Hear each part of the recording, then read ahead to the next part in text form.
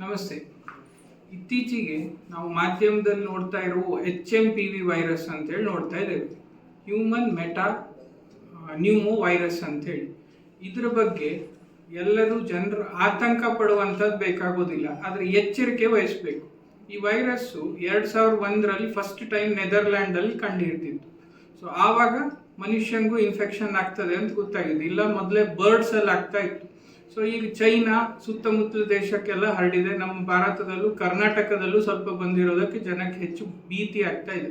So ಈ virus actually ಸಣ್ಣ ಮಕ್ಕಳು 1 ವರ್ಷಕ್ಕಿಂತ ಕೆಳಗಿನವರಿಗೆ ಅಥವಾ ವಯಸ್ಸಾದವರಿಗೆ, ಬೇರೆ ಕಾಯಿಲೆ ಇರೋವರಿಗೆ ಹೆಚ್ಚು ತ್ರಾಸ ಕೊಡ್ಬೋದು.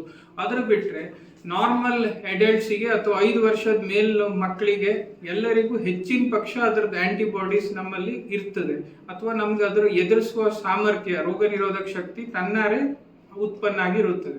ಸೊ ಇದರಲ್ಲಿ ಏನಾಗ್ಬೋದು, ಒಂದು ಮನುಷ್ಯಂಗೆ ಇನ್ಫೆಕ್ಷನ್ ಆದರೆ ನಾವು ಏನು ಆಡು ಭಾಷೆಯಲ್ಲಿ ಥಂಡಿ ಅಥವಾ ಶೀತ ಅಂತ ಹೇಳ್ತೇವೋ ಆ ಥರದ್ದು ವೈರಲ್ ಫ್ಲೂ ಲಕ್ಷಣದಲ್ಲಿ ಇರ್ತದೆ. ಜ್ವರ, ಮೂಗಿಂದ ನೀರು ಹರಿಯುವಂಥದ್ದು, ಕೆಮ್ಮು, ಒಣ ಕೆಮ್ಮು, ಅಥವಾ ಸ್ವಲ್ಪ ಸೊಯ್ ಬಿಡುವಂಥ ವೀಸ್ ಜೊತೆಗಿರುವಂಥದ್ದು ಕೆಮ್ಮು ಇರುತ್ತಾಗ ಇರ್ಬೋದು.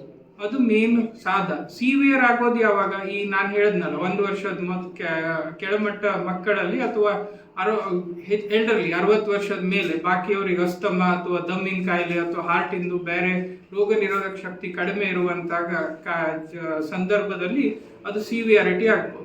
ಸೊ ಇದರ ಪರೀಕ್ಷೆ ಕನ್ಫರ್ಮ್ ಹೆಂಗೆ ಆಗ್ತದೆ ಅಂದ್ರೆ, ನಾವು ಕೋವಿಡಲ್ಲಿ ಭಾಳ ಕೇಳಿದ್ವಿ RT-PCR, ಅದೇ ಮೆಥಡಲ್ಲಿ ನೋಡೋದು ಇದಕ್ಕೆ.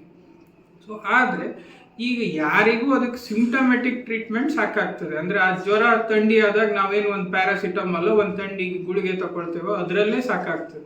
ಈ 1 ವರ್ಷದ ಕೆಳಗಿನವರಿಗೆ ಅಥವಾ ವಯಸ್ಸಾದವ್ರಿಗೆ, ಹೆಚ್ಚಾದವ್ರಿಗೆ ಮಾತ್ರ ಅಡ್ಮಿಷನ್ ಬೇಕಾಗ್ತದೆ, ಅಥವಾ ಅವ್ರದ್ದು ಸ್ಯಾಚುರೇಷನ್, ಆಮ್ಲಜನಕ, ನಾವು ಆಕ್ಸಿಜನ್ ಸ್ಯಾಚುರೇಷನ್ ಏನು ನೋಡ್ತೇವೆ ಬೆರಳಲ್ಲಿ, ಅದು ಕಡಿಮೆ ಆದರೆ ಮಾತ್ರ ಅಡ್ಮಿಷನ್. ಇಲ್ಲದೇ ಇದ್ದರೆ ಎಲ್ಲರೂ ಸಹಜವಾಗಿ ಬಾಕಿ ಕಾಯಿಲೆ ಹಾಗೆ ಗುಣ ಆಗುವ ಸಾಧ್ಯತೆನೇ ಹೆಚ್ಚು. ಸೊ ಸಿವಿಯಾರಿಟಿ ಇನ್ನೂ ತನಕ ಕಂಡು ಬರಲಿಲ್ಲ. ಸೊ ಹಾಗಾಗಿ ನಾನು ಮತ್ತೊಮ್ಮೆ ಏನು ಹೇಳಲಿಕ್ಕೆ ಬಯಸ್ತೇನೆ ಅಂದರೆ, ಭಯ ಪಡುವಂಥದ್ದು ಬೇಡ, ಎಚ್ಚರಿಕೆ ವಹಿಸ್ಕೊಳ್ಳಿ. ಎಲ್ಲ ಆದಷ್ಟು ಈ ಜನ ಸೇರಿದಲ್ಲಿ ಜಾಸ್ತಿ, ಅಥವಾ ಬೇರೆ ಕಫ್ ಎಟಿಕ್ವೇಟ್ಸ್ ಅಂತ ಏನು ಹೇಳ್ತೇವೆ, ಸ್ವಲ್ಪ ನಾವು ಕೈ ಇಟ್ಕೊಳ್ಬೇಕು ಕೆಮ್ಮಬೇಕಾದ್ರೆ, ಅಥವಾ ಜನ ಜಾಸ್ತಿ ಇರುವಲ್ಲಿ ಹೋದಾಗ ನಾವು ಸಾದಾ ಒಂದು ಸರ್ಜಿಕಲ್ ಮಾಸ್ಕ್ ಸರಿಯಾದ ರೀತಿಯಲ್ಲಿ ಧರಿಸ್ಕೊಂಡು ಹೋದರೆ ಮತ್ತು ಒಳ್ಳೆಯದು.